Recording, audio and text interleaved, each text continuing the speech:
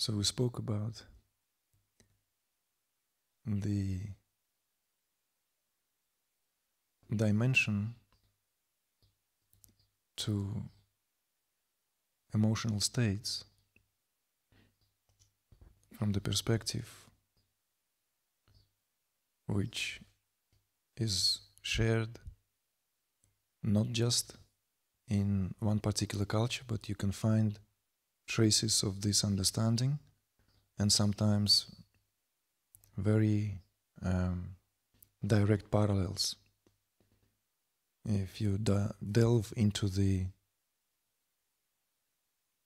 Tibetan Buddhism, then at some point you would encounter that this very perspective is there, maybe not taught immediately at the introductory level, but if you begin to study it, then you will encounter the whole pantheon of divinities who essentially represent the underlying structure of creation.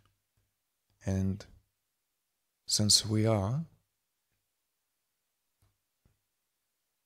inseparable from that creation, therefore beneath all this, what we call physiology, with all finer aspects of our embodiment, including all the thoughts and emotions, must also reflect these very same principles and these very same processes. Therefore, this perspective is not only found in Tantra, but it is found in Tantric Buddhism, and you can find it also, maybe not as explicitly expounded on, but you can certainly find these traces in many other cultures, where this understanding that human being here is not an autonomous, somehow, agent. And even in certain monistic perspectives, or let's say certain religious perspectives, there is this psychology of what it means to be human being has different variations. It's just somehow we're coming from that prolonged phase where all this complexity of what it means to be a human has been maybe simplified to that quite, well, I don't want to say overly simplistic, but that perspective which comes with a religious division of creation, where there is this negative energies all seen as expression of the, let's say, force of evil or the opposite of God, and God is all that magnanimous, all forgiving, all almighty, but he's far away in heaven. And here we are torn in that battle where the soul is at stake. So, of course, various religious interpretations were subjected to the insight which would come from its theologians. And whatever would be accepted into the main body, whatever would be accepted on the account of being approved by the authority of any given institution, then this perspective would have the chance to exist and expounded on, taught in the broad daylight. So this perspective that we spoke about yesterday, the perspective of the goddesses behind all our emotive states, of course, are not in alignment or not in tune with, let's say, more orthodox understanding that is prevalent or was prevalent in the Abrahamic traditions. So in other words, every thought that is not somehow good must be a temptation of the devil of some sorts, right? And there are many proverbs in every culture, in every, in many languages, where that allusion, that, beware what you think, beware what you feel, because this may be somehow the influence from that which opposite of the Godhead, the opposite of that what represents goodness. We can see that we can, of course, give this to a certain critical analysis why that is and why religious institutions had to come up with something which will be of service to the communities, of service to the state, because let us not forget that most religions were inseparable from the whole term institutionalized. The history of every major religion is inseparable from the history of the ruling power of the state. It's all okay, it's all nice and kind of like to get lost in a nice way in theological expositions. But lest we forget that history is that nightmare where a lot of things were not necessarily as they are presented. So that division on heaven and hell, if you will, is a kind of a strategy, because it introduces the polarity, it introduces already division in the human being. And in that divided state, the human being is an easy toy in that what serves there as an orthodox form of governing. In other words, spiritual teachings themselves that may have inspired what later would be considered the foundation of this or that institution. The teaching itself springs from the place where the laws of nature meant to be held, upheld, sustained. Right? That term dharma, that Sanskrit term dharma, is the field of action, as it's sometimes translated, but also translated as vocation or duty. Sometimes it's translated as religion, but it's really, if it's only translated as religion, it's incorrect translation. It undermines the full scope of that term. The term dharma here stands for the field of action. And the field of action comprises everything. And there is this understanding which is at the base of all Hindu faith, which is also known as Sanatana Dharma, the eternal law, or the eternal religion, which speaks of this dynamics that as soon as the field of action is violated, and what does it mean? It means that somehow the laws of nature are no longer manifest, and they perhaps overshadowed by grosser vibrations.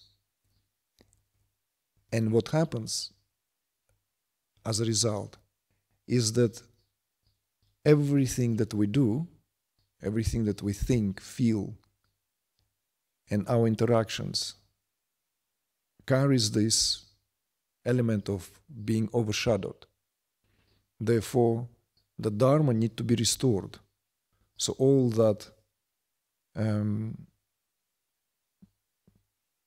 if you will, outpouring of perennial wisdom comes at the time when there is utmost necessity to restore the field of action. Therefore, all these Mahavatars and all these incarnations of the divine in any form are precisely for that, to restore the field, to restore the life in coherence and in tune with the laws of nature. So, but how these teachings then being utilized, how these teachings then being put into practice, into the service of humanity, it's a different story. And this is where it's not as straightforward. And the history of Christianity is an open polemics. The history of Christianity is very complex, not straightforward. Because there were phases which we know nothing about, simply because maybe for certain geopolitical reasons, nothing was allowed to pass through. And they're spoken of as dark ages. These dark ages are spoken of as dark because there's no reliable sources of information what took place during those times. And it's roughly about 4 centuries after the life of Christ, who is considered to be at the origin of Christianity. Not at the origin, because obviously he was a Messiah who was expected. But the Christianity itself, as a religion, was announced to be a state religion. We know at the time when the Roman Empire was experiencing its crumbling, and it took place in actually Middle East, when Emperor Constantine decided to declare that religion as a state religion, despite the fact that just shortly before that there was a very, very fervent persecution of Christians for all those 4 centuries before. And the councils that were called in Nicaea, all the Nicene councils starting from the first one, are known as laying the foundations of Christian faith. So it's interesting, for example, if one to look into the first assembly of the gathering at Nicaea, where various leaders of various forms of how Christianity was practiced were summoned up, and how various interpretations eventually undergone a severe, if you will, adjustment, and that what then would be considered as heresy, if this is not in alignment with what was declared to be one and the only truth.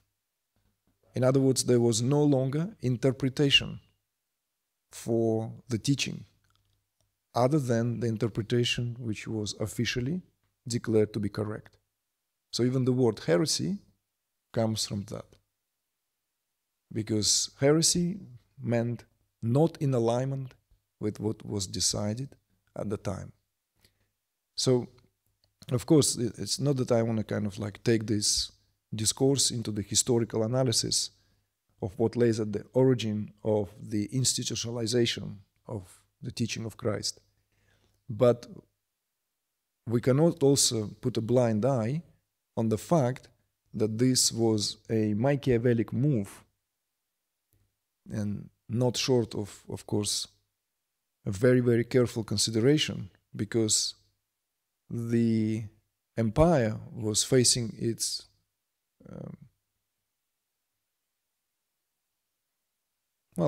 it was rapidly deteriorating. It was full of external and internal factors that would contribute to its collapse sooner or later. whereas the teachings that thrived around, like this nucleus of Christian teaching that were practiced in monastic life, was in contrast to that, exhibiting this signs of everything that would be displayed by a healthy organism. That people thrived in these monasteries that existed like literally like nucleus spread around, hidden from Middle East to North Africa to part of Europe. And the decision, of course, to turn Christianity into state religion was to unite the deteriorating empire, because it would be united not under the premises that Roman Empire was found. Like with all empires, it was found on very different, let's say, ideological grounds. If you have ever studied history to whatever degree, you remember how the Roman Empire was found, right? It wasn't found on the basis of ideological unification. It was simply found on the basis of a rapid and gradual conquest of various territories that would be adherent to one administrative power based in Rome. So like with most military empires, it was just that, a military empire. Yes, it did a lot of amazing things, like there are some aqueducts survived still in the UK, and they start like monuments of the genius of that civilization. But this is not what we're talking about. We're talking about here about the unification principles, the ideological principles. So when the ideological principles were no longer there, because in the first place there was nothing that would unite people spiritually. The gods that Romans themselves worshipped were borrowed from a very, very neighboring culture, because there was no time. Roman Empire rose very fast, very rapidly. So it simply absorbed into it the existing folklore or the rich mythical oikumene of the whole of the Mediterranean, today known to scholars and to all of us as Greek mythology. But by the time Roman Empire reached its zenith, essentially it was the time of total decadence. A typical noble will come back, patrician, to his house, and he will have statues of his parents and statue of gods. And if he felt like throwing his tiara on the head of the god, he would do that, or hanging whatever else there, maybe using it more in a utilitarian way. And these were all reported in the chronicles. So, in other words, this was also coincided with time of complete and utter decadence. So the embracing the Christianity is a very, very peculiar thing, very interesting thing. Turning it into the organized state religion. Because the sentiment that, of course, was delivered that somehow, we know, right? We all know that Constantine is a saint. We realize that, no? That must be a saint because he's the one who made Christianity into a state religion. He stopped persecution of the Christians. Of course he was canonized, but in order to canonize him, there has to be something that would adhere or something that will measure up. So there are interesting things were suggested that perhaps he was visited,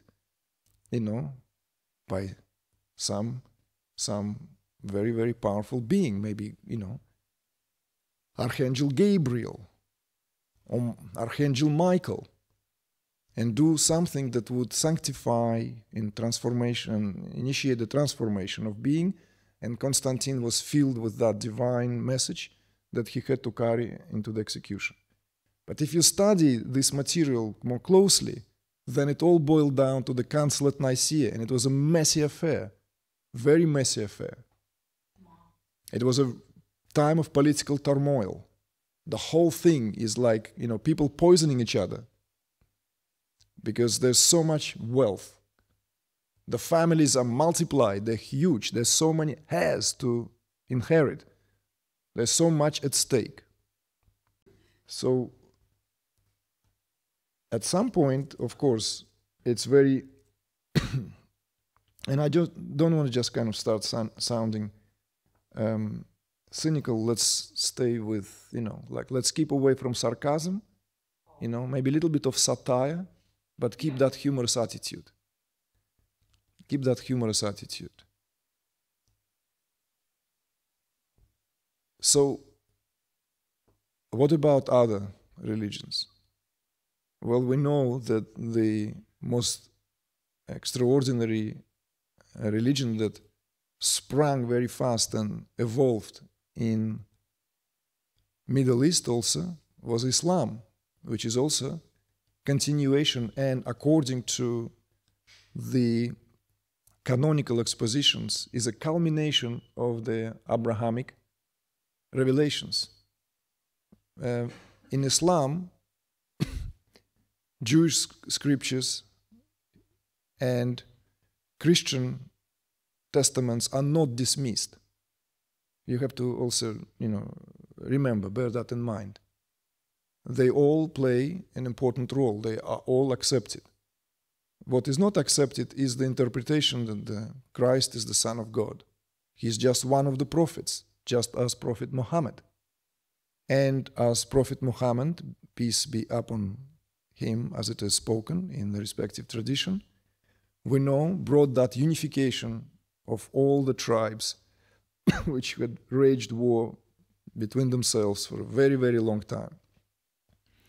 But further from that unification, we know that the first caliphate was already a military operations and campaigns. So dissemination of Islam is inseparable from the geopolitical interests of what was taking place.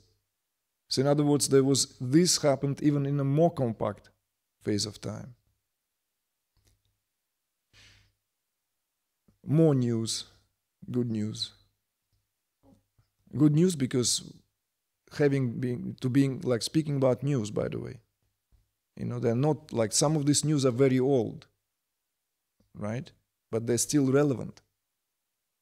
On what account? On the account how indoctrination is a continuous affair. We can be indoctrinated for a very prolonged time and re-indoctrinated periodically because that will serve the purpose. The message of Christ was uncompromising, revolutionary, and coming from the place of oneness, and the religion is that of love. But the interpretation already starts from the division, frankly, unbridgeable division. Therefore, the church will have a long history of discomfort, what to do with mystics,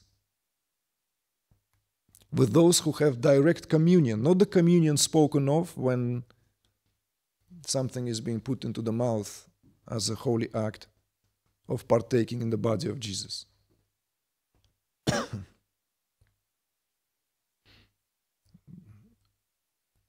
But the communion that leaves no question of the sense of utter intimacy with the divine.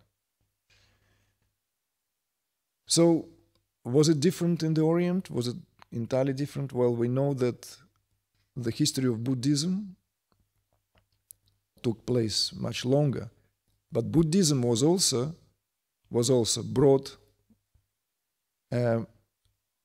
on the horses and through military campaigns by one of its kings who has been converted to Buddhism. And prior to that, he was a vicious warrior and king, but upon being converted, he became a Buddhist. So his piousness was, of course, he now wanted everyone to benefit from what he was experiencing. He wanted everyone to know the truth of Buddha's teaching. So he thought, well, why would I waste time and let monks to travel around the Silk Route and all that? I'm the king, I can do that in a much faster way. So the whole India was very quickly conquered, and Buddhism became a prevalent religion in India because the Emperor Ashok did so. So it's an interesting thing how spiritual teachings become tools of ideological conquest to spread the ideas around. This is simply given to, for that further infusion, right, that dose of homeopathy. And of course it will take a few centuries before Adi Shankara would restore the situation by bringing back the Vedic-based teachings back to India by eradicating the prevalence of Buddhist thoughts, practices, and philosophies in India. But of course it was done solely through teachings, and we are grateful to Adi Shankara for establishing 4 principal maths to keep the teaching alive, the maths of Shankaracharya, which carries his name. North, South, East, and West would be 4 maths whose sole name is to keep these timeless perennial teachings alive. And the timeless perennial teachings have nothing to do with geopolitical agendas. It's the affair of the soul and the divine, and nothing else. So this is what also one of the greatest gifts of India to the rest of humanity, that it was able to see into the truth without being eclipsed by anything that may have come in order to somehow begin to interpret that truth. And we know that India was also subjected to a very long time of colonial, essentially, history, from Mughals to British Raj, which, as we know, especially with British Raj, have tried its best to cut the connection of its people from that what makes that nation unconquerable. Because you can conquer land, take over the administration, but you cannot conquer people if their connection is rooted in the divine. So, as one of the lords who travel across India and reported back to British Empire, saying, delivering a lengthy sort of introduction that more or less sounded as, I've traveled breadth and width of the country and met its people of all walks of life, and I can reassure you, My Majesty, that these people are unconquerable. Our ambitions here will meet no success unless we cut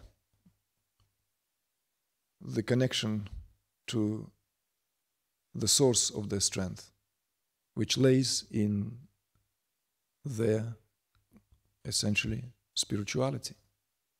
So this is how India was conquered. It was conquered by a Raj, a very small number of people, right, who went and essentially ruled through several principal administrative, whatever they may be called, that were called Raj, because deals were made with local nobility, and so as prior to that, making them all subject to certain intrigues, whilst simple folk was deliberately and systematically cut off from connection to that what all Hindu faith of all various branches of Hinduism essentially find its roots, and that is in Vedic origins. So Ayurveda, for example, was considered to be archaic and full of superstition. So the Brits suggested that it's best not to allow this to practice. And certain cowardly acts were introduced, like poisoning the water, causing artificially famine, so that then it can be successfully quickly treated with what was already widely available in the West. So very quickly, these very important practices that every grandma would know in the house, every chief of village,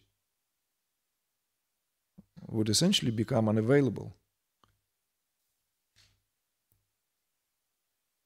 What all this has got to do, right, with what we spoke earlier.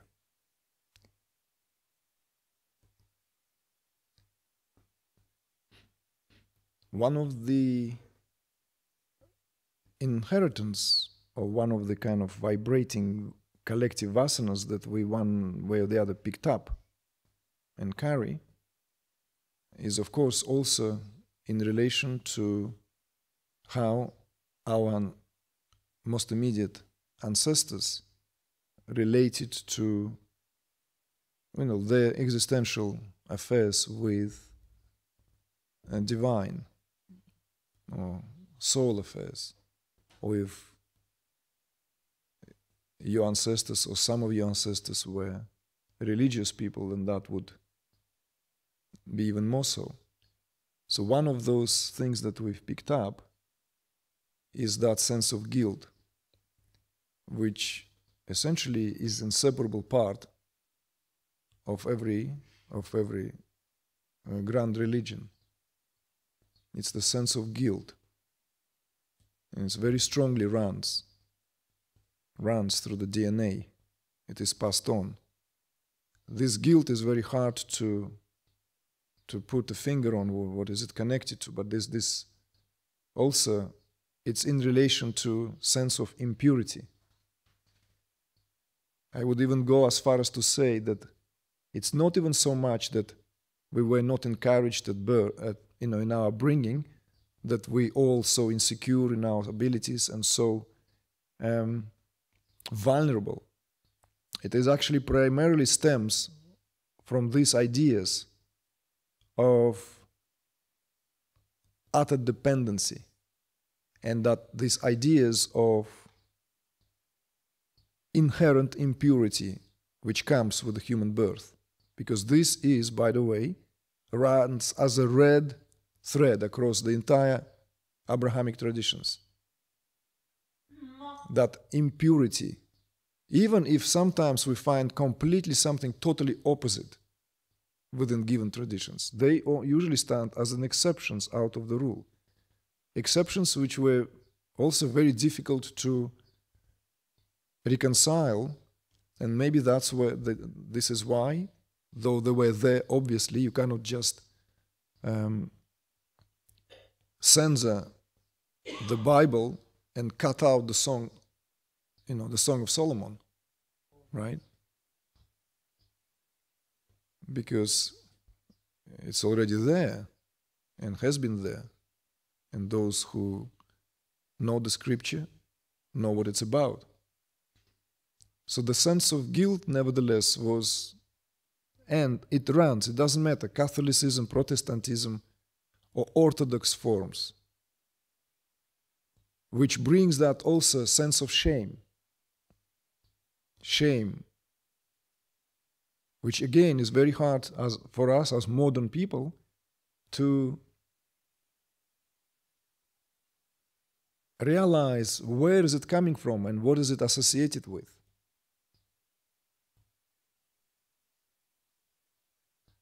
And of course we begin to blame our parents, we begin to look into the environment maybe which wasn't supportive to our gifts otherwise that we all come with into this world.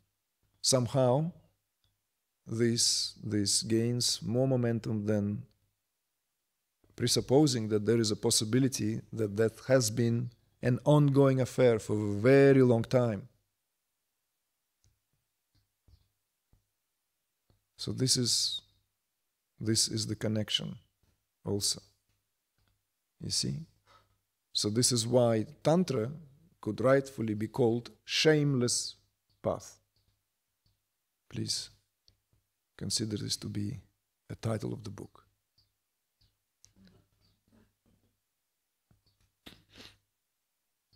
Because it has no shame in being human in any way, in every way. It worships absolutely every orifice with the same sense of adoration. All of them without exception. Everyone is an expression of the divine power. Goddess, presiding goddesses.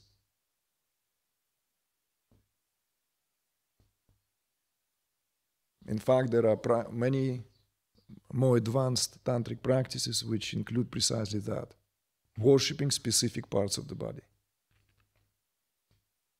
Worshipping with ointments, oblations, flowers, and use your imagination further. Fingers and hands and tongues and whatever.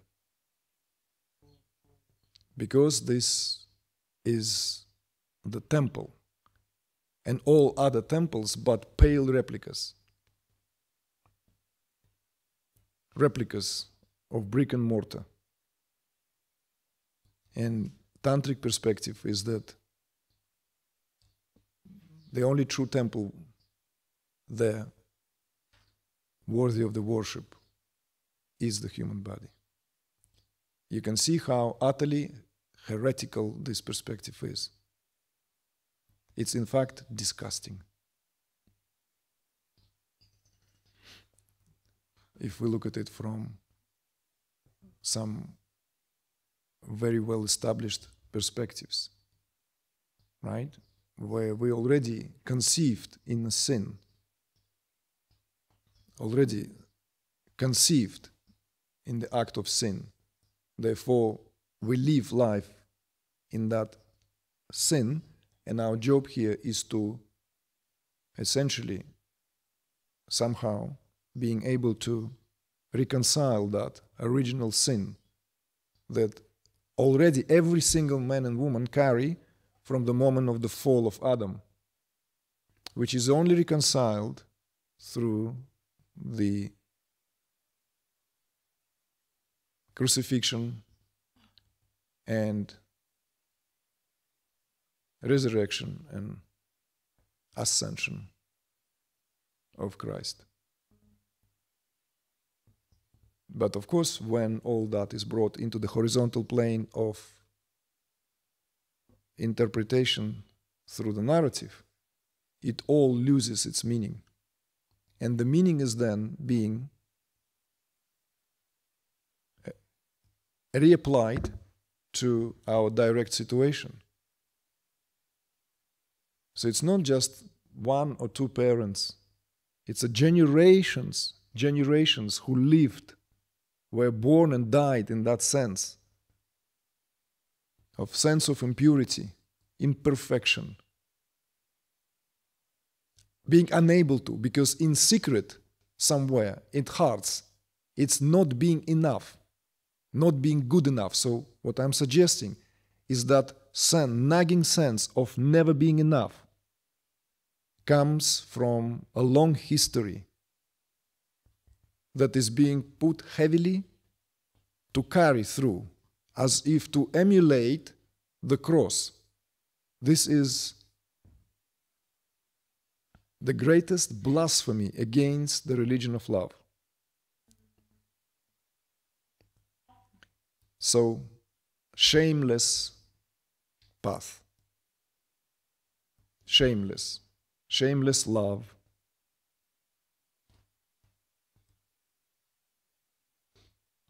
Less is important because it means without.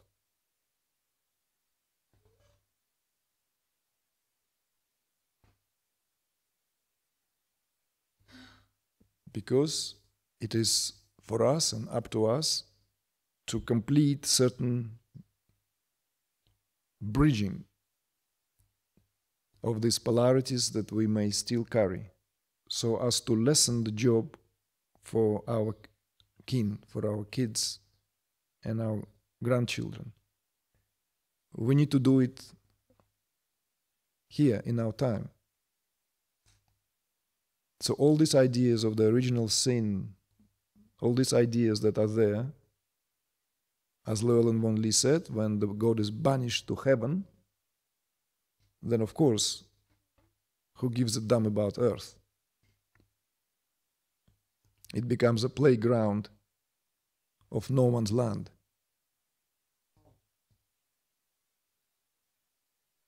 So this is an important job, if you will. And if we think that just by entertaining the ideas of oneness, non-duality, not two, we need to also understand here what creates the division in the first place. The relationship between subject and object have to be appeased at all times. And if relationship between subject and object undergoes a certain conscious or unconscious, deliberate or not, unbridgeable division, then living heaven on earth will become impossibility.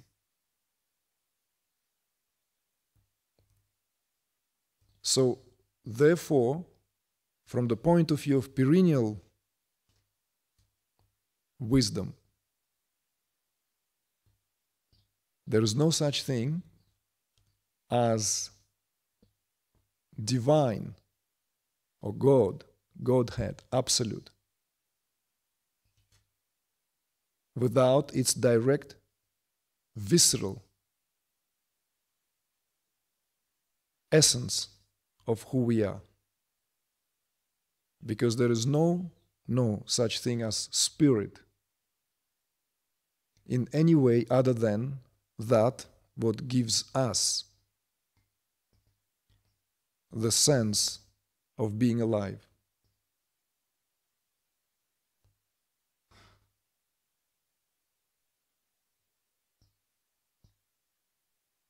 Therefore, even the goal of spiritual practices, with one of the most noble as meditation, is not to reach the goal, as Maharishi Mahesh Yogi has said, or just simply added this, but so as the goal is being lived here in daily life. That's what it means to bring the divine where it rightfully belongs. It's to bring this, what otherwise is an abstract reality, into concrete and visceral experience of simply being alive. This is the noble goal and aim of Sanatana Dharma, the eternal religion, irrespective of how it will be dressed and interpreted for any political or social reasons.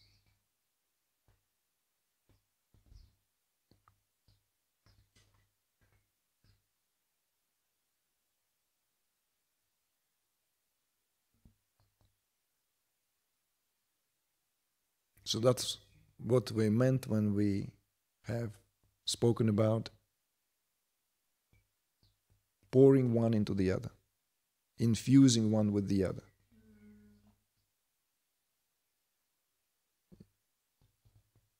If there is this, and as long as there is this experience of division and polarity, if we don't leave being to its fullness, then the dynamic sphere of life, what we call this existence, and the absolute sphere of life, that stillness, that silence, lay in opposition to each other. And it is then our job is to infuse them one with the other. Because when absolute remains just an absolute, it's aloof from reality of our experience. And our experience is devoid of that, what animates it all and makes it and fills it with the greatest purpose. Therefore, the noble purpose of all spiritual practices, or true spiritual practices, is not just some kind of goal, distant or otherwise, but simply to infuse the two, so that the dynamic sphere of life is infused with silence, peace, stillness, and the absolute is infused with all these qualities that we understand to be and find at the dynamic level of expression. In other words, one animates the other and find reflection as a perfect expression. This is the end of two. This is when silent sphere of life and the dynamic sphere of life become beautiful expression of one the other. They are two but one, one but two.